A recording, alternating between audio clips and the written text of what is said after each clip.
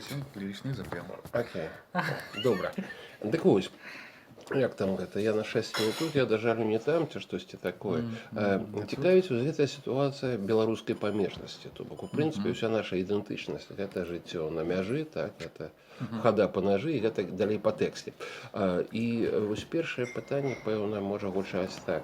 Вось вы сябе як бачыце, вы хто? Вы беларус у Празе, ці пражчанін з беларускім акцэнтам, пражанін? Вось гэта сістэма самаідэнтыфікацыі. Як яна зараз для вас выглядае? Ну, такое пытанне крышку спазнілася, напэўна, таму што у мяне зараз складаныя стасункі з самаідэнтыфікацыяй, з ідэнтычнасцю і нагул з такімі вялікімі слупамі заходняга, скажем так, суб'екта, в прынцыпе. Я магу сказаць, што на дадзены момант, калі мы размаўляем з вами, то я пражыў у Чэхіі ўжо большую частку жыцця. Это значыць, што больш, чым у Беларусі. То есть я з'ехаў вельмі рана, мне было там 20 з нечым, вось, а неўзабаве мне будзе 42, это колькі, значит, это я недзе там уже 21 з нечым год жыву тут, і я нават памятаю эту дату неяк так нават адсвяткаваў, таму што, в прынцыпе, я ўжо магу, так сказать, не гледзячы на тое, што натуральна там першая палова жыцця, там яна такая вся вызначальная, вось, я, в прынцыпе, магу сказаць, што што зараз я магу выбраць. Потому что я маю приблизно одноликовый досвід этого самого. Вот. І натуральна, конечно, будучи дзен-буддыстам, я натуральна і не прызнаючы таких рэчаў, як дуалізм, калі б я іх прызнаваў, я б не быў буддыстам, я трымаюся адвайты, так сказаць. І такім чынам я натуральна гэты выбар раблю на карысць пустаты. Это значит нічога, ні аднаго і ні другого. То бок я адмаўляюся быць альбо толькі беларусам, альбо толькі чэхам, альбо беларусам у Чэхіі, альбо чэхам у Беларусі. Такім чынам, это тое, што пра гэта ўсё пісаў у другім стагоддзі яшчэ Нагарджуна, што это все фальшывыя насамрэч дыхатоміі. Вот. Ну это, скажем так, калі гаварыць вельмі шчыра, вельмі завумна. А калі паспрабаваць вярнуцца крышку назад і сканструяваць зноў, так сказаць, сябе, што я, в прынцыпе, апошні раз, по-моему, рабіў у інтэрв'ю з Ціханам Чэрнякевічам, якое ён рабіў для Будзьмы, яго якраз цікавілі вось гэты, як усіх нашых беларусаў, яго цікавіла там не літаратура, не мае погляды, а менавіта вось нейкія такія карані, там так сказаць, эсэнцыялізм такі, што, маўляў, вот адкуль есть пошло, ці пашла, значит, вся вот эта рэч, і, значит, як быццам нейкім чынам гэта павінна вызначаць. Ну, я упэўнены, што ў мяне, канешне, беларуская ідэнтычнасць, яна прысутнічае, і я ад яе нікуды там не дзенуся і не дзяюся, в прынцыпе, яна на шчасце не настолькі мяне абцяжарвае, вот, каб я нешта там з ёю ваяваў асабліва. Я з ёй не ваюю, в прынцыпе, я звычайны беларус, там сказаць, двухмоўны. Я вот недавно прачытаў у Ігора Кулікова, ён сказаў, значит, што вот, калі ж мы ўжо пазбавімся тых людзёў, которые пераходзяць там з расейцамі на расейскую, там, ці з рускамоўнымі на рускую. Вот. Ну, это я адзін з таких людей, так. Я человек, который подписывается под вершем Валентина Тараса «Две мовы у меня». То есть в этом сенсе я такі... Макс, не две мовы у вас. Давайте лічыць, колькі у вас мов. Не трэба. Мы зараз про мою беларускую. Не, яна тут не спрацоўвае. Абсолютно. Давайте ўсё ж такі шчыра. Калі па гамбургскому рахунку, тут самай цікавай, мне падаецца, у вашай гісторыі, гэта акурат нават не стэрэафанічны эфект, а хутчэй вось гэтая поліфанія агульнай візіі сітуацыі. То бок менавіта вось вашай шматмове гэта безумоўна, гэта яшчэ і пэўная палітра-оптыка. Правда? Гэта тыя ракурсы бачання, якія карэктуюць вось гэтую простую нашу раскладачку. І вы в этом плане багацейшы і глыбейшы за тое, што можете зараз пра сябе паведаміць, тое, што зараз я ад вас чую. Ну, я так это бачу. Не, я только хочу сказать, что мы маем, у нас есть з вами супольныя знаёмыя, якія, не гледзячы на сваё шматмоўе, нічога, так сказать, асабліва не уяўляюць в этом сэнсе, я не ведаю ідэнтычнасці. Не, ясна, што мова гэта не альбі, ясна, што мова гэта не прысуд. Я кажу пра тое, што гэтае шматмове, гэтае Ні, я скажу інакше. Для мене цікаво, що ось, у принципі фізично не присутні в Україні, ви застаєтеся, як мені бачиться, о, божечки, скажімо, як Чернікевич, екзистенціально якби залежним від нашої ситуації. Ось є певна якби така заангажованість у тим, що і як відбувається. І менавіта вось гэта, мне падаецца тое, што варта патлумачыць, бо насамрэч, як на мне, просты, найпростшы, найбольш эфектыўны шлях эмігранта гэта папросту скасаваць, як бы ці мінімізаваць свае стасункі з краіны, адкуль з'ехаў. Так. І лакальна максімальна адаптавацца да наяўнага кантэксту. У вас трохі іншая гісторыя. Вось гэта як бы шмат вектарнасць, яна вельмі цікавая. З аднаго боку, вы безумоўна ў кантэксце чэшскім. З другога, вы дагэтуль сапраўды залежныя ад вось гэтай беларускай гісторыі. Чаму? Ну, зноў таки, то, што я это не адмаўляю, не значит, што як бы залежнасць. Залежнасць пэўная сапраўды была, это пісаў Лявон Юрэвіч яшчэ ў сваім даследаванні пра беларускую літаратуру на эміграцыі, калі ён апісваў пакаленне пасляваеннае эміграцыі, там ён сапраўды казаў пра залежнасць, і это сапраўды была залежнасць. Інтэлектуальная, траўматычная абсалютна. Яна была такой у маім выпадку даволі доўга, пры тым, што як бы я чамусьці вот адразу пасля прыезду, ну, таму што, відаць, акалічнасці ад'езду майго і ўсё такое, я ўспрымаў, што і сам факт того, што я надта рана все-таки з'ехаў, і так это все было сумбурна, што, в принципе, апынуўшыся этой ситуации, я подумал, что все-таки я яшчэ нешта вінаваты, то бок я яшчэ не до конца аддаў там, сімвалічна кажучы, нейкую там даніну там всяму гэтаму. Вось. Ну, это все было вельмі так наіўна, насамрэч, вельмі хутка я зразумеў, што, в принципе, моя адсутнасць там як бы зусім ні для кого не з'яўляецца траўматычнай. Вот. Для мяне это было больш такое перажыванне, таму што ў новым асяроддзі то ўсё.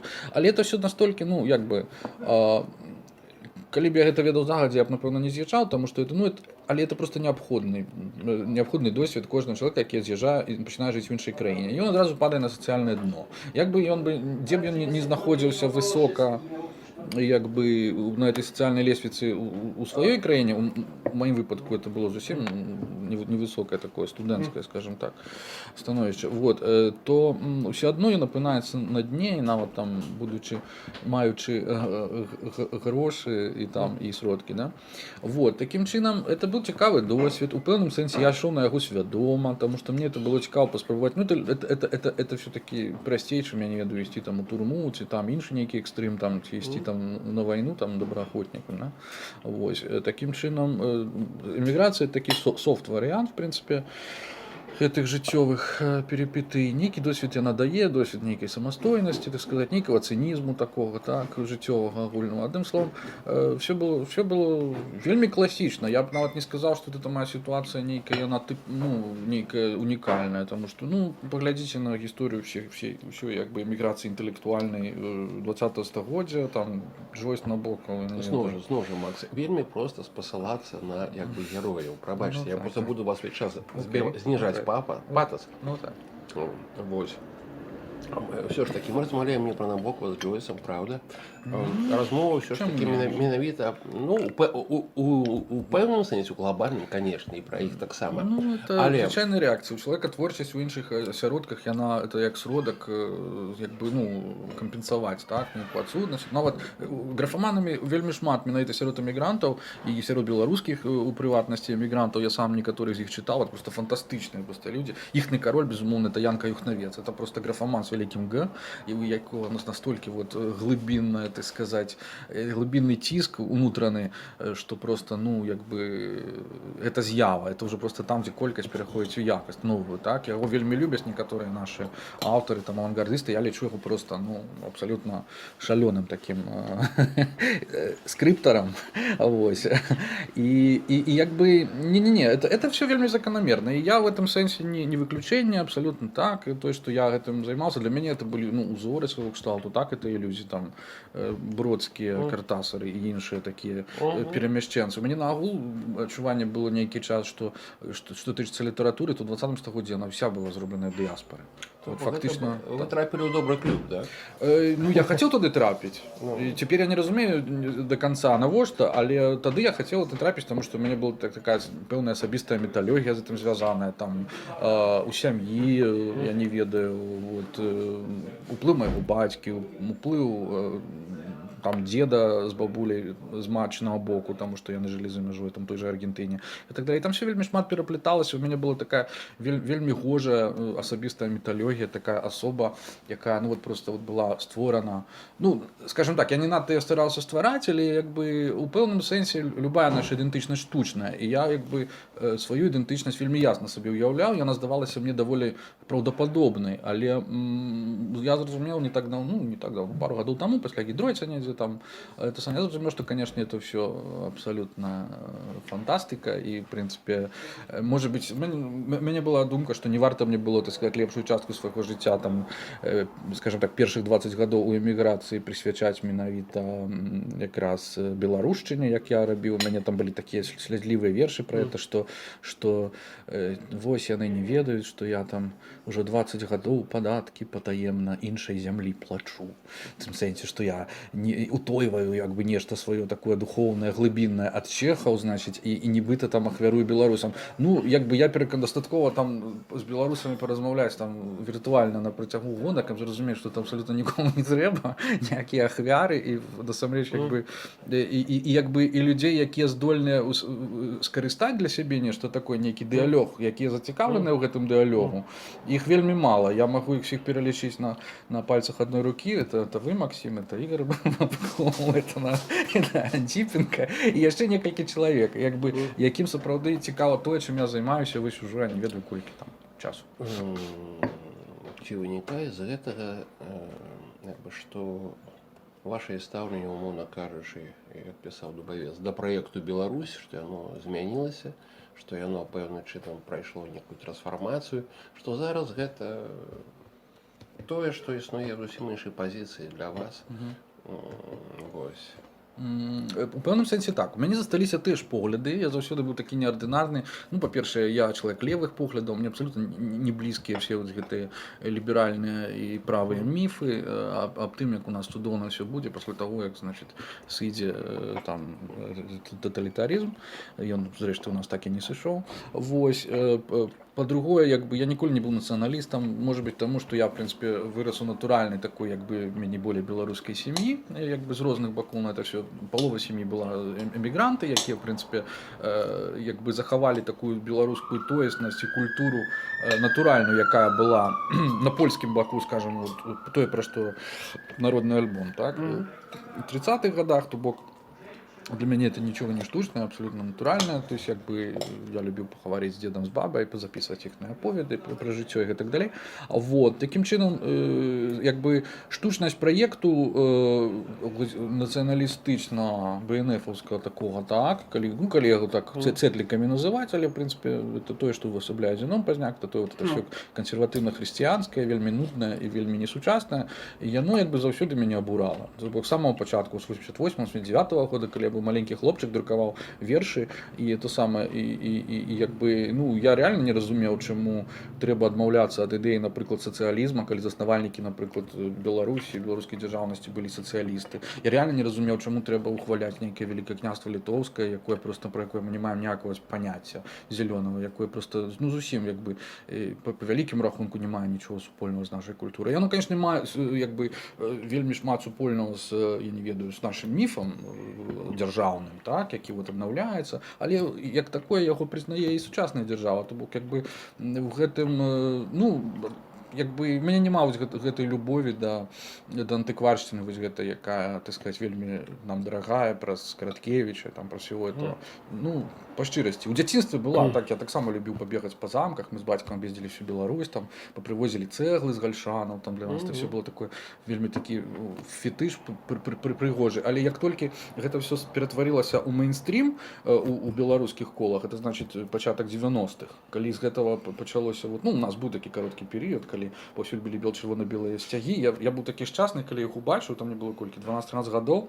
Вот, это самае, я там адзначыў там па дарозе ў школу там гэты дзень там у дзённічку і адразу про это забыл, потому что мне здалося, что вот скончылася як бы тое, что хацелі дасягнули, все, маеце дзяржаву, цяпер это ваше. У мяне зараз іншая задача, і я стал займацца чымсьці яшчэ, тады пачаўся перыяд нейкіх таких дзіўных вершаў там авангардных і все такое, то бок як бы мне реально плюс яшчэ вось гэты ціск там был такі з боку наших патрыётаў на раптоўны, да, на всех этих рускамоўных сяброў. У іх было такое адчуванне, что яны реально перамаглі, то бок это настолькі ілюзія была вялікая, мне это было незразумела, то бок як бы в гэтым сэнсе мои погляды зусім не памяняліся, я на працягу, я просто чакаў, калі это все стане відавочным, но оно стало відавочным, конечно, не без дапамогі Лукашэнкі, это вельмі непрыемна, потому что Лукашенко як бы, ну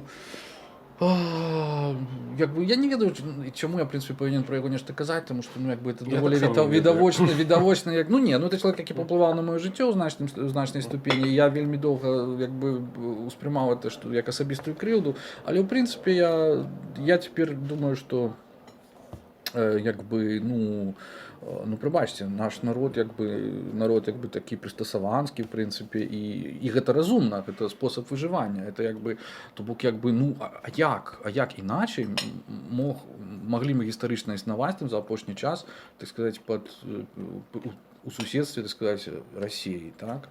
При тым, як развиваецца Россия. То бок як бы тут мы нічога асабліва іншага як бы і не можам і придумаць насамрэч. Усё ж таки, по великому рахунку, что было не так с беларускім проектом? Вот им романтычнай версіі на пачатку 90-х. Ведаеце, я лічу, што не так это быў цынізм пэўны. Цынізм, вот это вот міф про тое, что, ну это не миф, это была как раз такая постмодерновая теория, что в принципе, что нации ствараются элитами, что всякая нация это штучный проект, что это все будование ідзе з гары. Вот. И пэўныя люди, которые раптам дарваліся до гэтых думак и до гэтых кніжак, до дизайну, так, яны раптоўна, дык это ж мы. Яны просто яны вельмі часто и паходзілі з таких колаў, даволі якія былі элітамі ўжо при старым режиме, скажем так, при камуністах, то бок, і ім зусім як бы не было дзіўна, что вот опа, раптоўна час змяніўся, а мы застаёмся, значит, элітай. Цяпер мы просто памянялі колеры, так, і зараз памянялі ідэалогію, але па-ранейшаму нас будуць слухацца. То бок як бы насамрэч інтарэсы не этого народа, так званага простого, ім былі абсалютна да лямпачкі. Ім было цікава пабудаваць свой нацыянальны праект. Вот. Ну вось яны яго як бы пачалі будаваць. Ну, што мы бачым, так сказаць. Вось. Як бы не, зараз народ насамрэч як бы я баюся казаць слова дзякуючы, але ў пэўным сэнсе так. Дзякуючы таму, што дзяржава праіснавала ўжо такі доўгі час, 25 гадоў, так, то бок як бы людзі вырашылі нейкія такія свае праблемы, может быть, не вырашылі. Это, конечно, гучыць, напэўна, цынічна у дачыненні да тых, хто насамрэч мае рэальныя праблемы ў той краіне. Іх багата, іх хапае. І краіна, конечно, не это. Вось. Але тым не менш, вот менавіта тыя, хто самы быў адресат вось гэтай палітыкі, этой міфатворчасці і носьбіт, так, вось гэта ўсё, я маю на ўвазе там, сярэднюю клясу, такую вот, скажем так, гарадскую адукаваную, так, з якой вось яны рэкрутуюцца хіпстары збольшага і так далей. Дык гэтая, в прынцыпе, кляса. Яна знайшла нейкі модус вівенді з рэжымам, то бок нейкую палітыку саіснавання. Так, такое з палітычным таким як бы скептыцызмам, але в прынцыпе без канфронтацыі, так. Удаецца неяк мірыцца, так, по-суседску, так сказаць. І адным словам, і яны-то якраз пасля гэтага яны сталі больш успрымальныя да гэтай да нацыянальнай ідэі. Чаму? Таму што ў іх па вызначэнні іншай ідэі як бы і быць і не можа. Ім патрэбна ідэя уласнай выключнасці, уласнай значнасці. І в прынцыпе кожнаму чалавеку, які як бы глыбока заходняга мыслення, такого індывідуалістычнага, ён заўсёды імкнецца да нейкай вось адасобленасці, да выражэння свайго уласнага эга. А ці будзе гэта эга індывідуальным ці калектыўным, в прынцыпе ўжо ўсё адно. І вось як толькі яны задаволілі патрабаванне свайго індывідуальнага эга, это значит знайшлі нейкі просто там жыццёвы стыль, нішу, так. Яны раптоўна задумались над тым, што ёсць усё-таки нейкая яшчэ калектыўная ідэнтычнасць і тоеснасць. І в прынцыпе, чаму б і не? Мы маем сваю дзяржаву, чаму б там не пабыць беларусамі? Чаму, так сказаць, не поразмаўляць по-беларуску? Давайте. Я хотел бы тут удакладніць. Вось гэта як бы романтычны нацыянал праект, ясна, што ён як бы не здолеў перамагчы, напэўна, і не мог перамагчы, правда? Вось. Недзе перамог, часткова, прынамсі, у нас не. Ну, магчыма, але мы кажам пра нашу сітуацыю. Але ці вынікае з гэтага, што перамог, умоўна кажучы, ну, вось гэты артадаксальны квазісавецкі дзяржаўны праект. І ці можна ўвогуле казаць, вось, на ваш погляд, пра нейкі дзяржаўны праект? Ну, я ніколі, так, скажем так, я заўсёды як бы я не прыхільнік ніякіх дзяржаўных праектаў, вось, а гэтага лукашэнкаўскага пагатоў не прыхільнік, то бок як бы, ну... А ці ёсць ён увогуле? Бо часам, мне, напрыклад, здаецца, што няма. Што ёсць шэраг тактычных як бы рухаў. Што ёсць шэраг такіх сітуатыўных крокаў.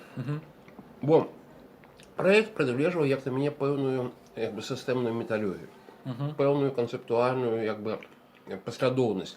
Я яе не бачу у тым, што робіць улада. Ну, калі пытаюся. Я разумею. Калі мы працытуем Лукашэнку, ён сказаў, што это самае, это было нейкі зварот там год таму ці калі, што вот маўляў, што такое нацыянальная ідэя. Ён даволі вельмі дакладна даў вызначэнне нацыянальнай ідэі. Нацыянальная ідэя это нешта, за што ідуць паміраць. Ён кажа, у нас такой ідэі няма. Ён, в прынцыпе, абсалютна рэалістычна глядзіць на гэтыя рэчы. Та і калі людзі некаторыя кажуць, што вот заўтра, калі будзе там анексія з боку Расіі, то там вялікая колькасць людзей будзе бараніць сваю дзяржаўнасць, у мяне ёсць вялікія сумневы на гэты конт. І я, в прынцыпе, ну, нічого дзіўнага для мяне в гэтым няма. Як бы, што сапраўды, я лічу, што ідэі, за якія людзі ідуць паміраць, яны ляжаць не ў нацыянальнай плашчыне. Яны ляжаць в нейкай плашчыні цывілізацыйнай. Это нашмат нешта такое. Тое, на чым нацыянальная ідэя можа паразітаваць, вот, у сваім развіцці. Ну, ў добрым сэнсе слова, я не ведаю, ці добрае, ці дрэннае сэнсы, ну, просто паразітаваць в сэнсе, як бы, ну, реально причапіцца і на чым можа яна ускаласіцца нейкім чынам. Вось. Але гэта павінна быць цывілізацыйная ідэя. Дарэчы, нашыя канструктары, дызайнеры этого всего, яны это добра разумелі, таму што усведамлялі, што, напрыклад, нам бракуе таго, што называецца нацыянальная царква. Так?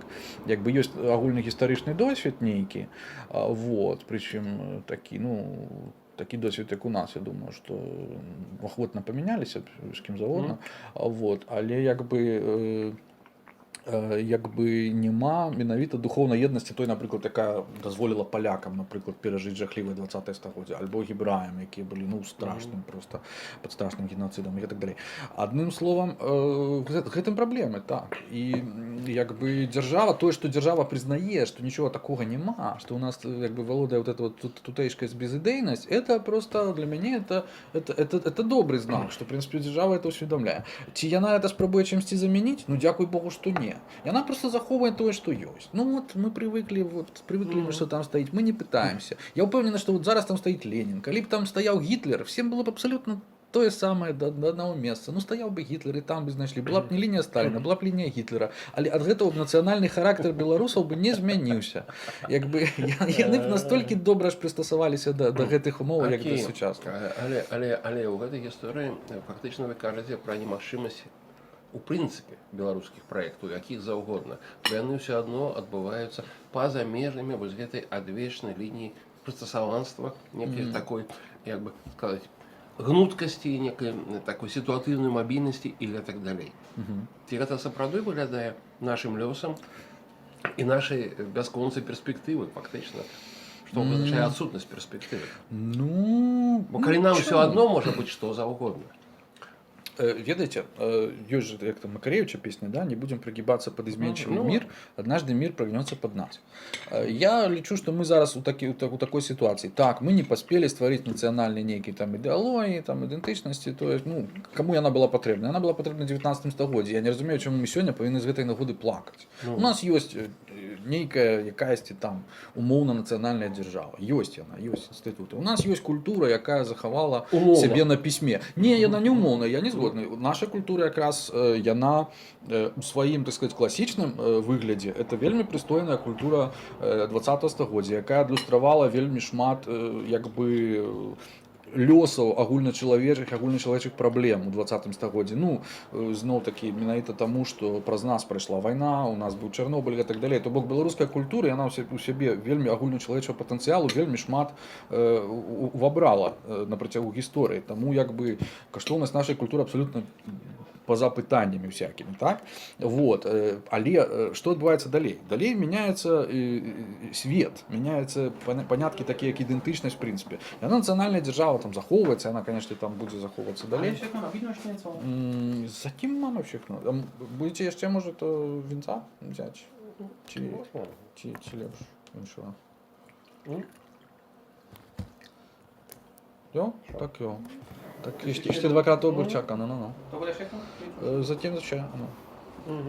Вось, пра што мы казалі? Што свет мяняецца, і што сапраўды там я не бяруся нічого прадказваць, але это просто відавочна. З інфармацыйным грамадствам просто тоеснасць кожнага яна іншая. Тое, што расійская дзяржава выдае на падтрымку сваёй там імперыяльнай металогіі вялізную колькасць грошай, плаціць троляў для того, каб яны, так сказаць, забруджвалі інтэрнэт вось гэтым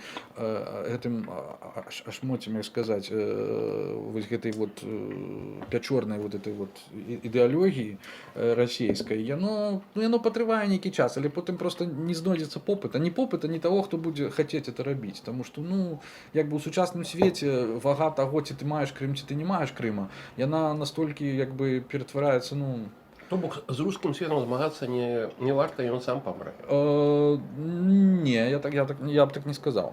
Змагацца з рускім светам трэба менавіта, каб хутчэй, так сказаць, сапраўды ён памёр, тым сэнсе чыста як практыка. Ну, это, калі вы кажаце не змагацца з рускім светам, то значит не змагацца з фейк-ньюс, то бок, як бы, ну, пакуль это тэхналагічна магчыма, давайте змагацца з фейк-ньюс, таму што неўзабаве сапраўды настане пара, калі будуць такія так званыя deepfake, калі просто, ну, ужо не адрозніш, што ёсць фейк-ньюс, а што не. Вось да гэтай пары трэба вельмі ясна ўсвядоміць, што такое фейк-ньюс, каб просто навучыць людзей нутром адчуваць, што, ну, калі гэта магчыма, інтуітыўна па-бергсонаўску. Я реально, как бы, ну, не, змагацца з рускім светам так, але, як бы, ну, змаганне за беларускую ідэю не ёсць змаганне з рускім светам. Это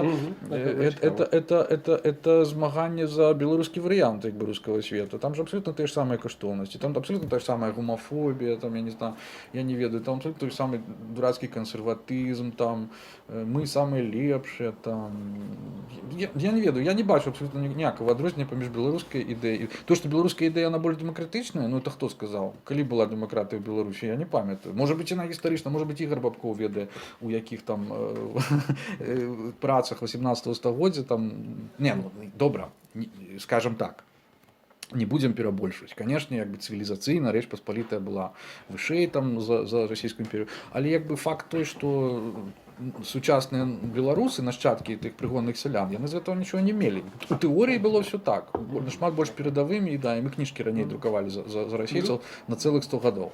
Але ці азначае это, што гэта мела нейкі ўплыў на далейшы наш гістарычны лёс? Ну, не думаю. Вот, я про что? Просто у нас як бы демонизуется это русский свет и традыцыйна і ідеалізуецца захад. Таким чином робіцца нейкі такі вот, ну, рух такі адна. Насамрэч, Россия это проект заходний, это трэба разумець, это частка заходняй як бы цывілізацыі. Яна перыферыйная абсолютно, натуральна, але яна сябе ідэнтыфікуе з заходнімі каштоўнасцямі, там, заходнім ладам жыцця. Кожны рускі хоча, там, каб ягоныя дзеці вучыліся ў Гарвардзе, а сам каб ён жыў у Парыжы. Так? То бок, як бы, это абсолютно натуральна. І як бы няма супярэчнасці глыбіннай паміж... Ёсць супярэчнасць паміж метадамі, але мэты, в прынцыпе, аднолькавая.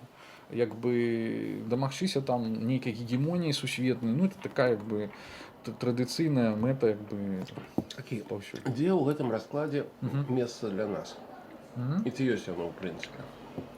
Наше месца на самом версе, на самой вершине. Мы, як, так сказать, бачите, у мяне нават такія еретычныя думкі, ну, я спадзяюся, што ўсе мае думкі еретычныя, але ёсць некаторыя асабліва. Значит, например, что белорусы яны наадварот сапраўды наперадзе ўсёй планеты. Там быў такі палітолог Юрий. Мы так спазніліся, што апынуліся наперадзе ўсёй. Так, менавіта. Это все вельмі рэлатыўна. Шаўцоў калісьці пісаў, што такі ідэолог, ён быў героем абароны, значит, вільнюскага тэлецэнтра, потым ён стаў лукашэнкаўскім ідэолагам, ён берасцеец такі, праваслаўны вернік, і мне, ў прынцыпе, вельмі цікавая была ягоная эвалюцыя, вось, як это ён стаў з нацыяналіста лукашыстам, вот. Але это все як бы не здарма, тому што ён, відаць, дайшоў да нейкіх высноў. Вот. Ён у сваёй кнізе про Беларусь, якую я там калісьці спрабаваў крытыкаваць, напісаў, што беларусы сапраўды наперадзе ўсёй планеты, таму што яны перажылі ўжо тое, што чалавецтва толькі чакае. Ён меў на ўвазе чарнобыльскую катастрофу, то бок экалагічную катастрофу, якая, в прынцыпе, дыктуе. Ну, як бы ён сам сабе супярэчыць, таму што дзяржава наша робіць выгляд, што ў нас ніякай не было экалагічнай катастрофы, што ў нас все вельмі добра. Але сам па сабе пасыл таго, што як бы мы пры ўсёй сваёй, так сказаць, ну там нейкай нефарматнасці беларускай, мы насамрэч як ну нешта накшталт тыбетцаў. У нас параўноўвалі з хоббітамі, а ёсць я калі вот это важная паралель. Гэта выглядае самагіпнозам. Не. Вось мы ў дупе, прабачце за мою французскую, але ж мы вышэй за ўсіх. Бо у нас як бы ёсць сваё ўнутранае жыццё, ёсць патаемныя лёгікі, ёсць прыхаваная праўда. Ну дык у нас ёсць, напрыклад, там Дзіраловіч. Это вельмі цікавы ресурс. Мы яго не скарысталі, мы павінны над этим задумацца. Не, ведаеце, пра што я хацеў працытаваць аднаго свайго сучаснага улюбёнага філозафа сучаснага Тімоті Мортона. Вось такі брытанскі філозаф, які, значыць, у адной з кніг кажа, што ну, паглядзіце на тых жа тыбетцаў, так? Яны былі настолькі адсталыя просто на пачатку 20-го стагоддзя, фактычна тэакратыя, так? І калі прыйшоў Кітай, калі іх, так сказаць, акупавалі, то бок, як бы, ну, там асабліва не было каму з гэтымі змагацца, і адным словам, канешне, это трагедыя, па вялікім рахунку, шмат людзей сышло, таму што Кітай забараніў рэлігію, і так. Тым не менш, значыць, такая вось нібыта адсталая краіна. Тым не менш, кажа, у іх гісторыя культурная такая і досвед культурны такі, што калі б я, кажа, пасылаў каго-небудзь у космас сустракацца з іншапланетянамі, то я выбраў менавіта тыбетцаў, таму што яны настолькі спецыфічны ў сваім мыслі. Я б хацеў, так, вот это адказ, я не ставлю там знак роўна паміж імі, але я кажу, што я б хацеў, каб беларусы былі, па-першае, ну, просто нейкім чынам культурна самабытныя. Каб яны сапраўды, як хацела б Дзіраловіч, не арыентаваліся ні на захад, ні на ўсход, не рабілі абсалютна ніякого. Яны арыентуюцца вымушана, так? Таму што як бы захад ім пастаўляе нейкія духоўныя там прадукты, якіх не хапае, а ўсход пастаўляе, так сказаць, углевадародныя, так?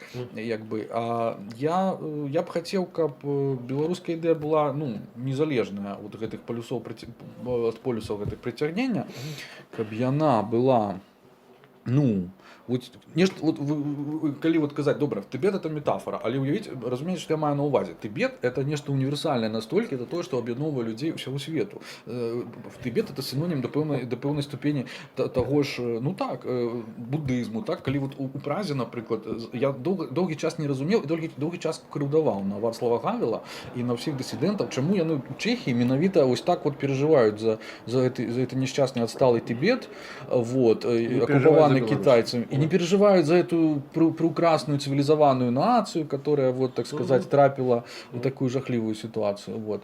Ну, тому что, видать, Тыбет все-таки мае что пропановать реште человечества при всей своей отсталости. А мы при всей своей передовой, так сказать, и досведе, и культуре, и все на свете, нечто покуль вот не маем чего пропановать. И вот тут, все ваши прекрасные мрои про то, что мы врешті всем покажем, как бы будем лепшими за это не мои мрои. И будем жить 10 лет, ну, огученные вами. Гэта гучыць абсалютна беспадставовыя легенды, зноў жа, такой таннай адмазкай.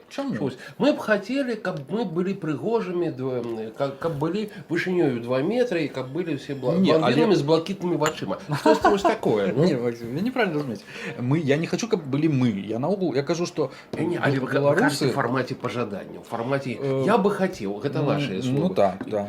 Але я б хацеў чым вы адрознічыцеся ад іншых дызайнераў беларускай думкі? Абсолютно ўсім.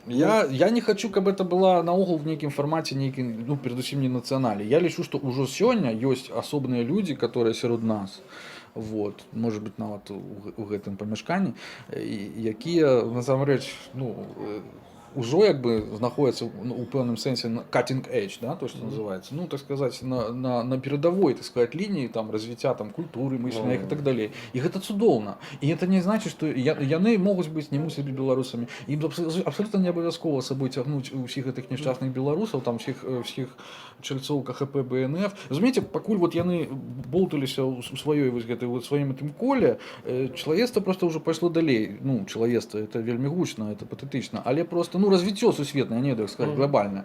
Вот. И тому просто тут галоўнае не адстаць і застацца, так сказать, ну, просто, ну, як бы я сапраўды любым коштам не збіраюся пераконваць там беларусаў, якія, я не ведаю, ну реально, ну застыли там у большасці сваёй, нават, скажем так, нават вялікая частка інтэлектуалаў, там, которые там все яшчэ трымаюцца там за гэтую дзіўную такую для мяне нацыяналістычную такую вот ідэалогію, там, за эту русафобію, за гэта. Я не ведаю, што там у іх усё в этом самом, у адным пакеце прадаецца.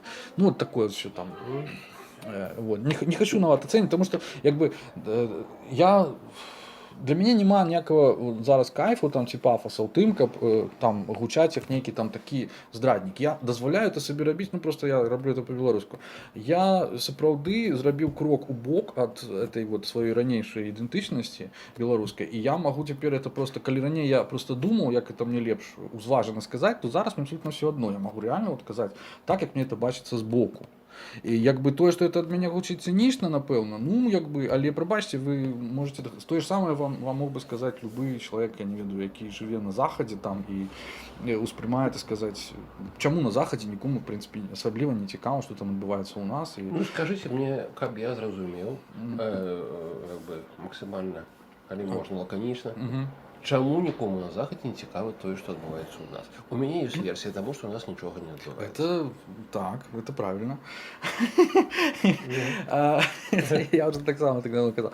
Не, пытанне, конечно, вядома ў тым, чаму у нас як бы нічого не адбываецца. А гэта другое пытанне. Вот, яно-то, конечно, ну, па-першае, яно так і лепей, што у нас нічого не адбываецца з гледзяшча. Не, так это ж так, кажуць, што калі няма ніякіх навін, это значит, што ўсё бяспечна, ўсё хораша і краіна жыве нармальным жыццём. Я не ведаю, ну, была б нейкая там Ісляндыя, вот вельмі доўга яна там была, ну, у культурным плане она была цікавая, в прынцыпе, ніхто не разбіраўся, што там палітычна адбываецца. Вот, адным словом, яно не такі блага, што нічого не адбываецца, так, для звычайнага чалавека, для паспалітага. Вот, конечно, інтэлектуалам хочется нейкай движухи, там, драмы, там, я не ведаю яшчэ чагосьці. Ну, можа быць, да.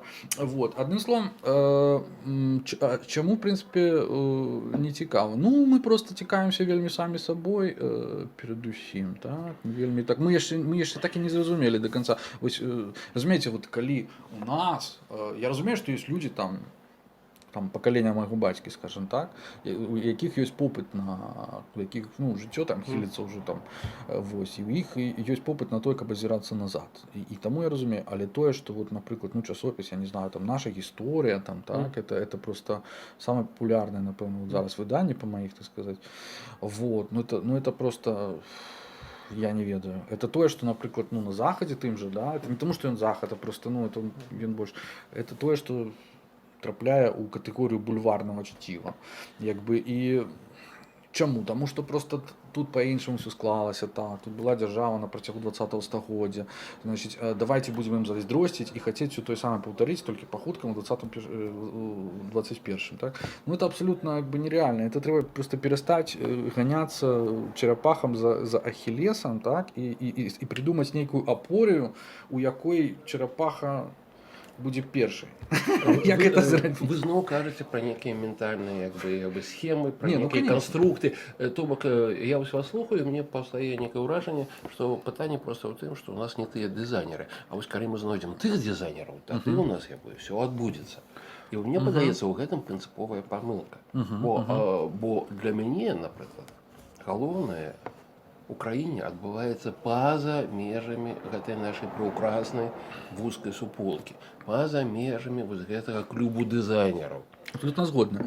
Але вы ведаеце, што часы клубу дызайнераў скончыліся. Калісьці вот я недавно знайшоў, што там калісьці была ў Расіі в 90-х годах нейкі такі вузкі такі нейкі інтэрнэт для нешматлікіх, і адтуль пайшлі вот все вот эти дызайнеры сучаснага рускага дыскурсу, там ад Пелевіна да Суркова, там была такая вельмі вузкая платформа. Дык вот што я хацеў сказаць, што зараз зноў такі то я казаў, што свет мяняецца ў тым кірунку, што зараз дызайнеры это не толькі клуб, дызайнер это кожны сам сабе, і сапраўды нічога не зробіць, і кожны беларус будзе дызайнерам свайго ўласнага праекта, і это будзе цудоўна. І гэтак будуць не толькі беларусы, але ўсе людзі на свеце, і яны зразумеюць, што цывілізаваныя людзі, акрамя можа быць расейцаў, якія будуць трымацца за імперскую ідэю. Вось. Я толькі за гэта, за тое, каб універсальнасць не нацыянальная была тоеснасць, больш універсальная, і каб людзі сапраўды самі выбіралі тое, што могуць там з беларуска досведу, нам няма чаго баяцца, што ён занепадзе. Я ўпэўнены, што заўсёды будуць людзі, калі ён выжыў у такіх умовах, то ён выжыве і далей. Ва ўмовах віртуальных як бы сеціва ён не прападзе. Ну, калі там все сервакі там не ляснуцца ў выніку там атамнай вайны ці кліматычнай катастрофы, яно можа быць, так? Вот. То пакуль будзе інфармацыя як бы агульначалавечая захоўвацца, то будзе беларуская там дзялянка прысутная, таму што все-таки не выкінеш гісторыю там 10-мільённага народа, так як бы з 20-го стагоддзя і папярэдніх. То старацца быць беларусамі не варта. Абсолютно. Это абсолютная помылка. Это то, что нам сказали, мы повинны быть белорусами, там, манкурты, там, мы тутейшие, вот это вот Янка Купаловская, вот это вот одозва, вот, абсолютно помылковая. Это почалося натурально с этим самым, с Баушевичем, які, якби, його називають, якби, так, стваральником того дискурсу. Ну, якби, ён быў сам по собі, якби, нашмат цікавейшы просто як, напэўна, як мараліст, як такі вот, я калісьці пісаў пра яго, што як бы такі як філозаф, як бы, так, такі беларускі варыянт Дастаевскага, але як нацыянальны будаўнік, вот з гэтымі не пакідайце мовы, бо там мову заняло, а потым і самі замёрлі, вось гэтыя вот жахлівыя казачкі для этого народа, яны абсолютно не пасавалі. Уже тады, як бы, ну, гэты народ трэба было іначай. То бок вы фактычна кажаце пра тое, што як бы эпоха нейкіх глобальных маршаў, нейкіх як бы яна скончылася, і мы зараз існуем у сітуацыі персанальных дызайнаў, галоўнае, каб гэта зразумець. І будзе нам усеагульны Цібет, правда? Я спадзяюся на это. Залежыць, канешне, ад таго, наколькі группы вот этих дизайнеров, ну то, что у вас клуб дизайнеров в Беларуси, это цудоўно, але есть же клубы дизайнеров больш сур'ёзныя, кшталту у Крамлі, там, напрыклад, там, ці ў Вашингтоне. Это такие клубы дизайнеров, якія могуць себе больш дазволіць. Вот. І яны, так сказать, конечно, будут замінаць эмансіпацыі людзей, будуць замінаць таму, каб людзі самі вызначалі, яны будуць рабіць это з дапамогай менавіта фейк-ньюс, менавіта з дапамогай вот этого вот штучнага утрымання вось гэтых штучных тоеснасцяў пры жыцці. Канешне, людзі по свайму складу, скажем так, кансерватыўныя, неўпэўненыя ў сабе, такія права радыкальнага кшталту, яны, канешне, будуць ім дапамагаць, і людзі, якія хочуць, каб всё было чорна-белым і простым у жыцці, канешне, яны будуць ліць ваду на млын, так сказать, старой сістэмы глобальнай, так, этой дзяржаўнай. Але прагрэсіўныя людзі, якія, лічу, калі яны пазбавяцца менавіта ад фальшывых абсалютна ідэйных нейкіх там установак, парадыгмаў, а гэта беларусы здольныя зрабіць, таму што у іх, так сказаць, яны яшчэ не закараніліся настолькі, каб яны не сталі сапраўднай часткай вось гэтага менталітэта, як, напрыклад, у чэхаў, так? І гэта плюс, трэба навучыцца ў тым бачыць плюс, трэба зразумець, што гісторыя ідзе насустрач нам, а не мы даганяем там кагосьці, а свет развіваецца, прагібаецца пад нас, чаму я і цытаваў Макаревича.